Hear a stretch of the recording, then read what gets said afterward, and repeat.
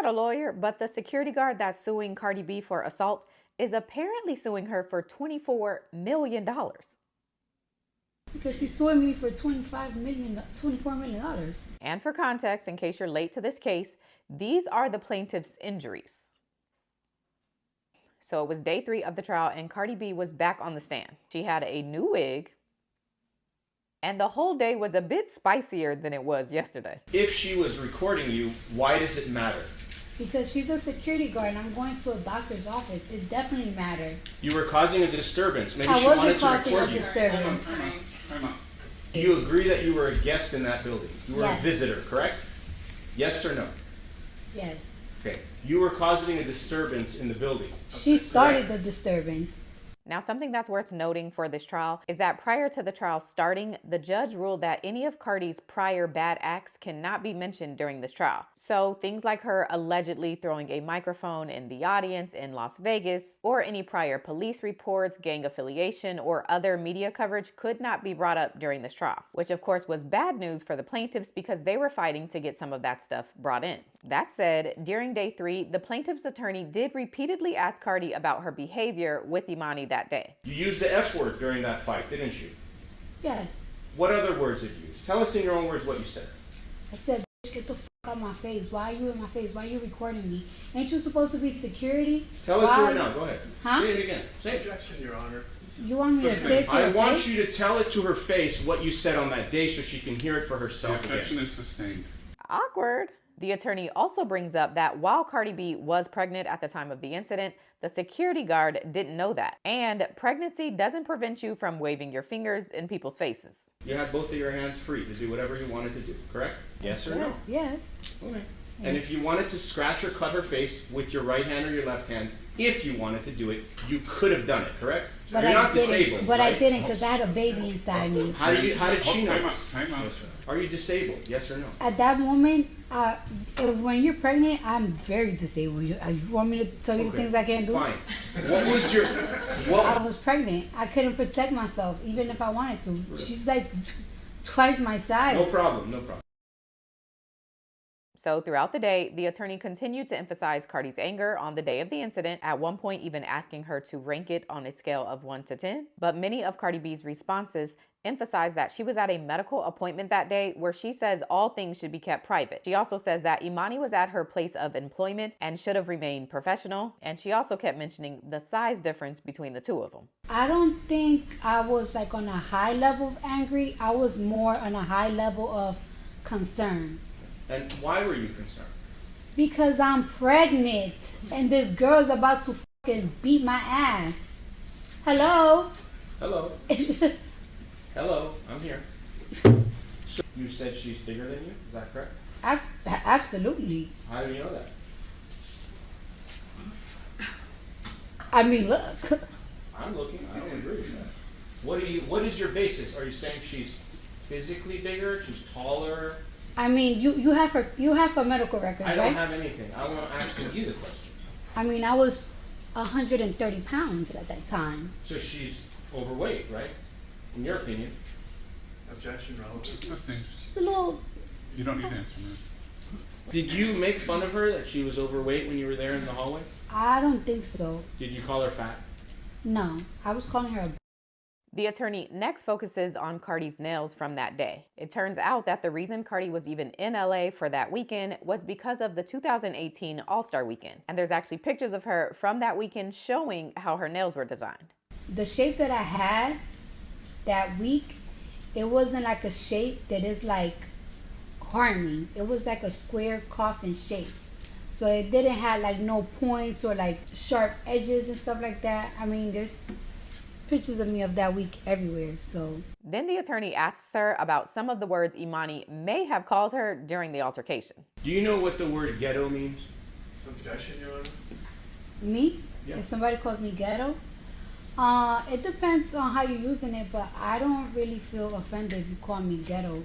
Did Imani Ellis tell you that you're stupid? I really don't remember. She did. She was cursing at me though. What were the words that she used? You're gonna get the fuck out my building. You're gonna get the fuck out my building. I can do whatever the fuck I want. He said it's my phone.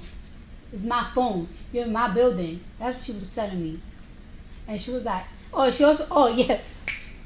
She also was saying, like, cause I don't give a who you are. I don't give a who you are. That's so real because you know when you remember something in the middle of a thought. I remember that. Those exact words? Yes. The questions somehow circle back to the size difference between Cardi and Imani. And remember when Imani said Cardi was body shaming her that day, but Cardi keeps saying she wasn't? Okay, girl. We was face to face, so she's practically like my height, or just a much taller, but she was practically my height. But she is like What? Say it. security heavy. What does security heavy mean? Just tell us. There's no harm. Y'all heard him say there's no harm. He know what he doing. What does that mean? Like she just looks a little like she could protect the building type big. You know what I'm saying? She just Right. looked more developed than me. The attorney eventually wraps up his very long direct examination, and then Cardi's attorney gets to ask her some questions. The main takeaway from their questions is that, number one, Cardi says she did not threaten, spit on, or assault Imani. And secondly, that she was the one who felt violated because, again, she was at a medical appointment for her pregnancy. That is me out here in LA at a All-Star Weekend NBA game. I wouldn't want to be anything that has to do with my medical records or anything. Even if I do cosmetic surgery, I don't want people to be in anything that has to do with medical in your business. It's just, especially something that is so sacred as your pregnancy is yours. All right. Now, if you watched my day 2 recap, then you know that day 2 ended with a discussion about a receptionist who was there on the day of the incident. Imani's attorneys were arguing that the receptionist should not be allowed to testify, but today the judge ruled that she can. Her name is Tiara Malcolm, and when she got on the stand, she gave her version of what happened that day. While I was waiting for Cardi B's arrival, I heard commotion out in the hallway. And so I opened the door and I looked, and I heard and saw the commotion. Cardi B's back to the wall and just a lot of arguing and, you know, just confrontation. Okay. Be this, be that. I don't know if I can curse, but So we've heard just about everything so far. So okay. I immediately walked over there and got in between them and was like, whoa, what's, you know. So the first thing that really came out of my mouth is to Miss Ellis, just as far as, what are you doing? You're at work, go back to your post. And I was trying to go. It was my sister's baby shower. So I was trying to get out of there. Them still exchanging words even with me in between. Yeah. There was hands going while I was in the middle. I didn't even realize, I guess because my adrenaline, that I had a mark on my forehead. Besides me getting a scratch, nobody, as far as them two, hit each other. After, you know, just going back and forth, Dr. Finke came out. After that, I don't even really remember what was said, but I know I continued to take Cardi B into the office, and then I went back to the front. When things finally calmed down, Tiara said she walked Cardi to her exam room and then closed up shop since Cardi was the last patient of the day. And then as far as injuries, Tiara says she saw nothing on Imani Ellis's face that day. Did you see any injury at all on her face? No. Did you see any spit or spittle on her face? No. Did you hear Miss Ellis yell at Cardi B, "I will fuck your shit up"? Yeah, something along those words. At any point in time in that confrontation, did Cardi B hit Miss Ellis? No. Next, Cardi's attorney asked Tiara about the phone call Imani allegedly made to her a few months after the incident. If you watched my day 2 recap, you know Tiara sent in a declaration claiming that a few months after the incident, Imani reached out to her, basically asking her to help sue Cardi B. But Tiara says she declined because she felt like the whole situation was Imani's fault, not Cardi's. Miss Imani Ellis called you several months later and asked you to help her. What is the reason that you chose not to do so? Well, main reason, I didn't feel like she was in the right. I felt like based off of her position, working at the office, everything was handled unprofessionally, and going back and forth. No, she didn't work at our office, but clearly Cardi B was a patient going, she had a purpose at that building where she worked at. So I didn't feel, I don't know what I would help her with. I don't think if I told my truth, it would help her. So. Tiara testified that the following Monday after the incident, she did file a report with the security company Imani worked for because of how unprofessional and inappropriate she felt that the whole thing was, and out of concern for her future patients. All right, on to Cross. So to poke holes in Tiara's version of events, Imani's attorney highlights that if Cardi was positioned behind Tiara when she got in between them, there's no way for Tiara to know what Cardi's hands were actually doing. I didn't feel anything or see any hands come from behind me. Understood. But if Cardi B took a swing because you were not facing her and you were focusing on Imani Ellis and you don't have eyes in the No, back I of didn't your see head, her hand. you would not be able to know what she was doing. Right. So if she took a swing, you wouldn't be able to know. Fair? Okay, yeah. The attorney then moves on to the cut that Tiara got from stepping in between Cardi and Imani. Tiara says that although the cut was bleeding a little bit, she just dabbed some alcohol on it and moved on about her day. She did not get plastic surgery or file a lawsuit. But the attorney asks her to speculate as to who she thinks gave her the cut. The cut came from you, the cut came from Ellis, or the cut came from Cardi B. Or make up your own. Where did the cut come from? It definitely didn't come from me. Okay, so that's out. You got two more. Or Cardi your own. was behind me. So the only assumption that I had was it was from Miss Ellis because she was facing me. Okay. But did you ever see Miss Ellis take her fingers or her hand or any other object and cause damage to your head? Did you ever see that? I seen hands trying to reach over me, so being that she was in front of me and hands were going like this, that's the only realistic assumption that I can have, is that that's why I got cut. Speculation is something you can object to, so why he would ask her to speculate about who scratched her is crazy. Another thing to know, so throughout this trial, jurors have had the ability to ask questions of each witness after they're done testifying. There haven't been a ton of questions, but they did have a few for Tiara. The first question was, when doctors have celebrity patients in that building, is it common for the doctor's office to inform the security of the building that a celebrity is coming? It's a good question. I honestly don't know if that was done or not. Can you describe Cardi B's emotional state during and after the incident? Upset, emotional, worried about the reason why she was there. Did you notice whether Miss Ellis had a phone or a camera during the incident? She had a phone in her hand. She did have a phone in her hand? Yes.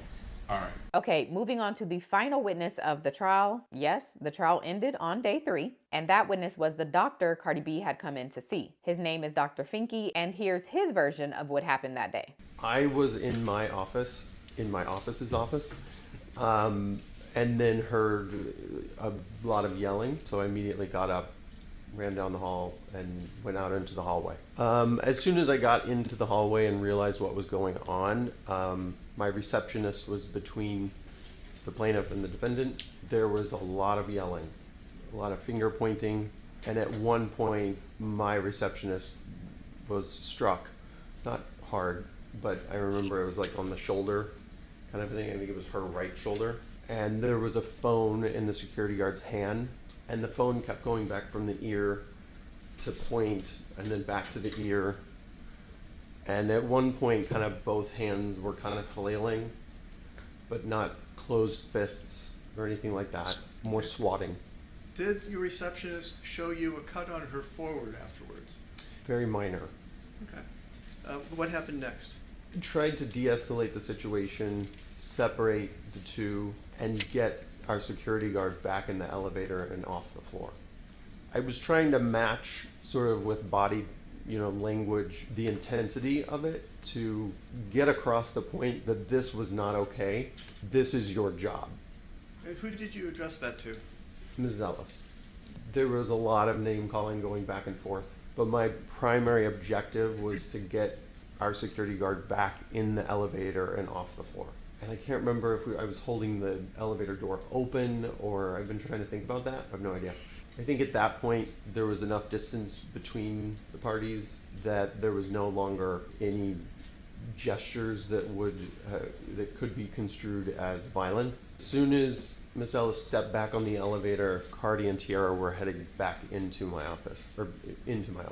The doctor says that after the situation, he was less than a foot away from Imani Ellis and he didn't see any injuries to her or her face. Did you see on her face any scratches? No. Did you see on her face any cuts? None. Did you see on her face any blood? No. Did you see any injury at all on her face that day? None. And did you see spit or spittle or any other fluid on her, anywhere on her? No. During the course of this, did you hear Miss Ellis say something to the effect, and I apologize, I will f your shit up? Yes. At any time, did you see Cardi B spit on plaintiff? No. Did you see Cardi B take a swing at plaintiff? No. Did you see Cardi B hit plaintiff? No.